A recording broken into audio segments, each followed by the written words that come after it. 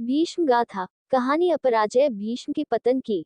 पितामह भीष्म। यह एक ऐसा नाम है जो महाभारत काल में सबसे अधिक समय तक जीवित रहने वाले और शायद सबसे अधिक शक्तिशाली योद्धा भी थे।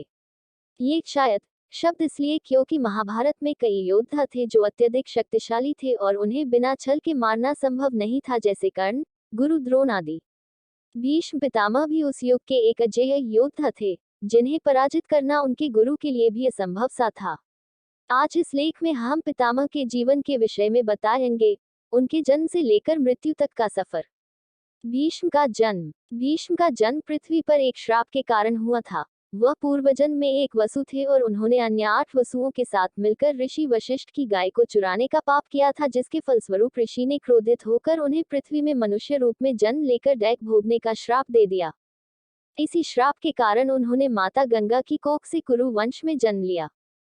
माँ गंगा ने सभी वसुओं को मुक्ति प्रदान करने का वचन दिया था और इसीलिए वह महाराज शांतनु के समक्ष प्रकट हुई। महाराज शांतनु उन्हें पहचान न सके और उन पर मोहित होकर उनसे विवाह करने की इच्छा जताई। माता गंगा ने उनसे विवाह के लिए एक शर्त राखी कि वे कभी भी उनसे कोई प्रश्न नहीं करेंगे और जिस दिन वे अपना वचन तोड़ेंगे उस दिन वे उन्हें छोड़कर चली जाएंगी। महाराज ने ये स्वीकार कर लिया और गंगा से विवाह कर लिया। विवाह पश्चात उनके 8 पुत्र हुए।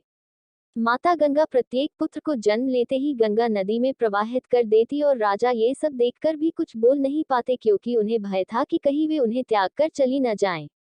किंतु जब वे 8वें पुत्र को भी नदी में बहाने लगी तब राजा से रहा न गया। उन्होंने प्रश्न किया, कौन हो तुम और क्यों अपने ही पुत्रों को मार रही हो? माता गंगा ने उत्तर दिया कि वे देवंदी गंगा हैं और वे सभी पुत्र वसु थे जो पृथ्वी पर श्राप भोगने के लिए उत्पन्न हुए थे। मैंने उन्हें गंगा में प्रवाहित करके उनको मुक्ति दी है। ये कहकर उन्होंने 8वां पुत्र राजा को सौंप दिया और वहां से चली गईं। राज्य का त्याग। महाराज शांतनु ने 8वें पुत्र का नाम देवव्रत रखा। उन्होंने गुरु परशुराम से अस्त्र शस्त्र का ज्ञान प्राप्त किया और एक महान योद्धा बने। जब वे शिक्षा पूर्ण कर राज्य में वापस लौटे तो शांतनु ने उन्हें राजकुमार घोषित कर दिया। एक दिन राजा शांतनु जंगल शिकार करने गए थे। वहां उन्होंने नदी तट पर एक कन्या को देखा और उस पर मोहित हो गए। वह एक निषाद कन्या थी और उसका नाम था सत्यवती। राजा शांतनु उस कन्या से विवाह का प्रस्ताव लेकर उसके पिता के पास गए, किंतु उसके पिता ने कहा, मेरी कन्या के भाग्य में राजयोग है, किंतु आपने अपने पुत्र देवव्रत को राजकुमार घोषित किया है। इससे तो मेरी कन्या के पुत्र राज्य से वंचित हो जाएंगे। यदि आप वचन दें कि मेरी कन्या का पुत्र राजा बनेगा तो मैं अवश्य इस विवाह को स्वीकृति दे दूंगा। किंतु शांतनु ये बात सुनकर अत्यंत दुखी हो गए और वापस लौट आए। वह दुखी रहने लगे और उनका स्वास्थ्य भी खराब होने लगा। जब देवव्रत को ये बात चली तो उन्होंने स्वयं जाकर सत्यवती के पिता के सामने ये प्रतिज्ञा ली कि वे हस्तिनापुर पर कभी भी राज नहीं करेंगे और सदैव उसके सेवक बने रहेंगे, और साथ ही वे कभी विवाह नहीं करेंगे जिससे कि उनकी कोई भी संतान राज्य पर अधिकार न मांगे, और माता सत्यवती के ही पुत्र के वंश का ही उस राज्य पर अधिकार होगा। उनकी इस भीष्म प्रतिज्ञा के कारण उनके पिता उनसे अत्यंत प्रसन्न हुए और उनके पिता ने उनका नाम भीष्म रख दिया और उन्हें इच्छा मृत्यु का वरदान दिया। भीष्म का अपने गुरु से युद्ध।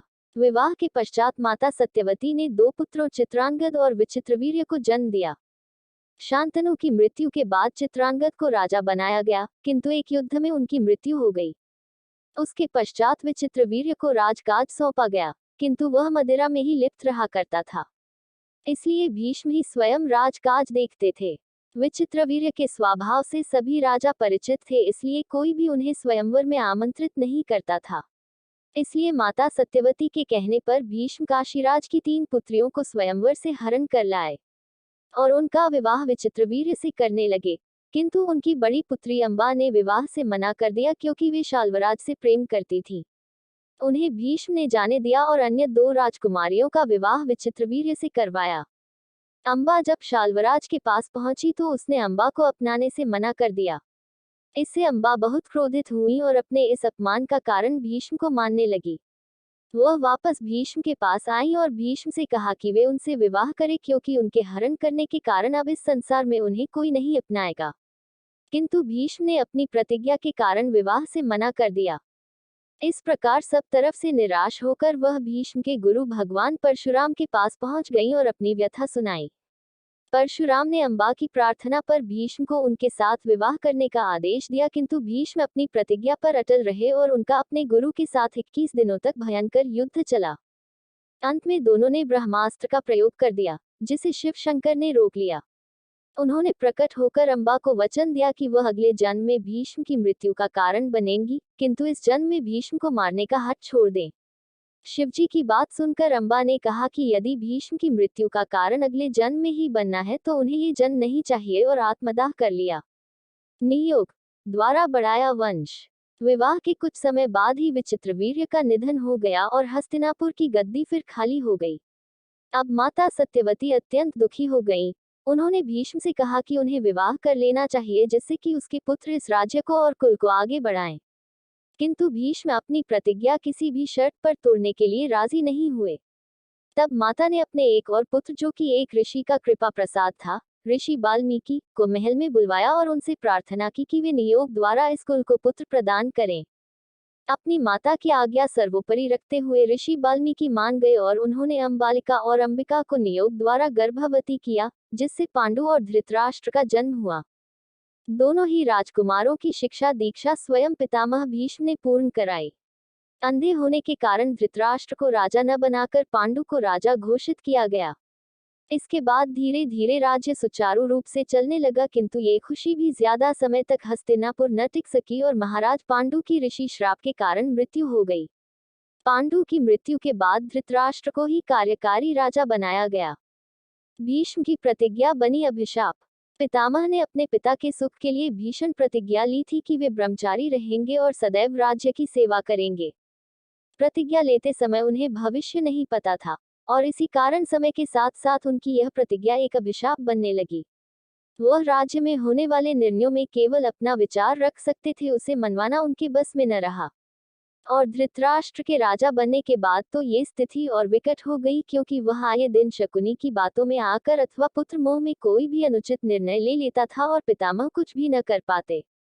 उनकी दृष्टि के सामने ही उनके प्रिय पांडव पुत्रों के साथ अन्याय होता रहता था, उनसे उनका अधिकार छीन लिया गया, किंतु फिर भी पितामह कुछ न कर सके। वे अत्यंत शक्तिशाली और बुद्धिमान होते हुए भी एक असहाय प्राणी थे और उन शक्तियों से कोई भी अनुचित कार्य रोक नहीं पाए। राज्य में उनकी ऐसी स्थिति उन्हें मानसिक पीड़ा देती थी। उन्हें उनका जीवन भार प्रतीत होने लगा था और वे शीघ्रता से उस शरीर से मुक्ति पाना चाहते थे, किंतु नियति को वह भी मंजूर न था, क्योंकि वे हस्तिनापुर में धर्म का राज्य देखना चाहते थे और धृतराष्ट्र के होते हुए उन्हें सदैव भय सताता कि कहीं दुर्योधन ही न राजा बन जाए और उनके राज्य में अधर्म का साम्राज्य न हो जाए। इस कारण से वह अपने प्राण भी नहीं त्याग सकते थे। उनके मन में प्रत्येक दिन अपराध बोध होता होगा, क्योंकि उन्होंने अपने राज्य के लिए काशीराज की 3 कन्याओं का हरण किया था, जिस कारण अम्बा ने अपने प्राण भी त्याग दिए।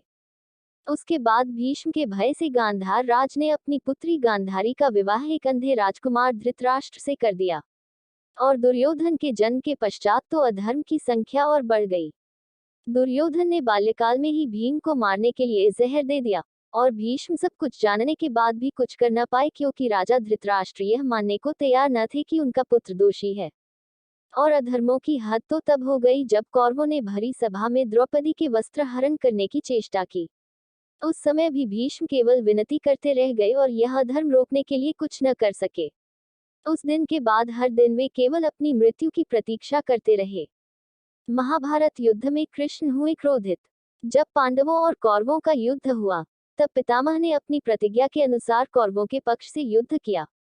युद्ध के पहले 2 दिनों में उन्होंने तत्परता से युद्ध नहीं किया, जिससे दुर्योधन क्रोधित हो गया और उसने पितामह पर पांडवों का पक्ष लेने का आरोप लगा दिया। उस दिन पितामह ने पांडवों की सेवा को तहस नहस करने की प्रतिज्ञा ले ली और अगले 8 दिनों तक पांडवों की सेना पर कहर बनकर टूट गए। उन्होंने अकेले ही पांडवों की सेना का भयंकर विनाश कर दिया। उनसे युद्ध करने की क्षमता केवल अर्जुन में थी, किंतु अर्जुन उन पर मोह के कारण पूर्ण क्षमता के साथ युद्ध नहीं कर रहा था। अर्जुन के इस व्यवहार से कृष्ण क्रोधित हो गए और उन्होंने उसे युद्ध करने के लिए प्रेरित किया, किंतु भीष्म के शौर्य के आगे सब निरर्थक हो रहा था। पांडवों की सेना का विनाश देखकर श्री कृष्ण क्रोधित हो गए और अपनी प्रतिज्ञा तोड़कर स्वयं ही भीष्म को मारने के लिए रथ से कूद गए। उन्होंने भीष्म को मारने के लिए एक रथ का पहिया उठा लिया, जिसमें उनके चक्र की शक्ति आ गई। उन्हें अपनी ओर आता देख भीष्म प्रसन्न हो गए, ये सोचकर कि वह उन्हें मुक्ति प्रदान करेंगे, किंतु उन्हें अर्जुन ने रोक लिया और वचन दिया कि वे अब पूर्ण मन से युद्ध करेंगे। इस प्रकार अर्जुन से युद्ध का आश्वासन पाकर कृष्ण प्रसन्न हुए और रथ पर वापस लौट गए। अपराजय होने के बाद भी कैसे हुई मृत्यु। युद्ध के 9वें दिन भी जब भीष्म किसी से नहीं रुके, तब श्री कृष्ण ने युद्ध के बाद पांडवों को पितामह के पास जाकर स्वयं उनसे उनकी मृत्यु का उपाय पूछा। इस पर भीष्म ने उन्हें बता दिया कि पूर्वजन्म में राजकुमारी अंबा ने उन्हें मारने के लिए शिखंडी नाम से दूसरा जन्म लिया है। शिखंडी के सामने आने पर वह अपने शस्त्र त्याग देंगे, तभी उन पर प्रहार करके पांडव उन्हें मार सकते हैं। उनसे मृत्यु का राज जानकर पांडव अपने शिविर में वापस लौट गए और 10वें दिन शिखंडी भीष्म के आगे युद्ध में खड़ी हो गई और उसकी ओट में अर्जुन ने भीष्म पर बाणों की बौछार कर दी और भीष्म बाणों की ही शैया पर गिर गए। उनके गिरने के कुछ देर बाद ही उस दिन का युद्ध समाप्त हुआ और सभी उनके दर्शन करने उनके पास आ गए। बाणों की शैया में होने के कारण उनका शीश लटक रहा था, जिससे उन्हें तकलीफ हो रही थी। उन्हें आराम देने के लिए अर्जुन ने नम आंखों से उनके शीश के पास बाण मारकर उनके शीश को आराम दिया। युद्ध से थके हुए भीष्म को प्यास लगी थी। अर्जुन ने भूमि पर बाण मारा और वहां पर जल की शीर फूट गई और भीष्म ने उस पानी से अपना गला तर किया। क्यों किया मृत्यु के लिए इंतजार। पितामह भीष्म सभी के लिए प्रिय थे और पूज्य भी। उनके घायल होने का समाचार सुनकर चारों तरफ शोक की लहर दौड़ गई। सभी उनके दर्शनों के लिए उनके पास दौड़े चले आए। अधर्मी दुर्योधन, जिसने जीवन भर पितामह का केवल अपमान किया था, वह भी उनकी इस अवस्था से अत्यंत दुखी था। वह बार बार पितामह को निवेदन कर रहा था कि किसी वैद्य को बुलवाकर उनकी चिकित्सा करवा दी जाए, परंतु पितामह और नहीं जीना चाहते थे। उन्होंने कहा, ये पीड़ा ही उन्हें उनके जीवन भर किए गए पापों से मुक्ति देगी। पांडव भी उनसे निवेदन करने लगे कि उन्हें तो इच्छा मृत्यु का वरदान प्राप्त है, तो वे अपने प्राण त्याग कर इस भयानक पीड़ा से मुक्ति क्यों नहीं पा लेते। किंतु भीष्म ने कहा कि उन्होंने इतना लंबा जीवन इसलिए जिया है ताकि हस्तिनापुर में धर्म को राज करते हुए देख सकें, और जब तक युद्ध समाप्त करके युधिष्ठिर सिंहासन पर नहीं बैठता तब तक उनका ये स्वप्न पूर्ण नहीं होगा और उनका अब तक का जीवन व्यर्थ हो जाएगा। उन्होंने दुर्योधन को अंत समय भी समझाने का प्रयास किया कि युद्ध छोड़कर संधि कर ले, किंतु वह नहीं माना।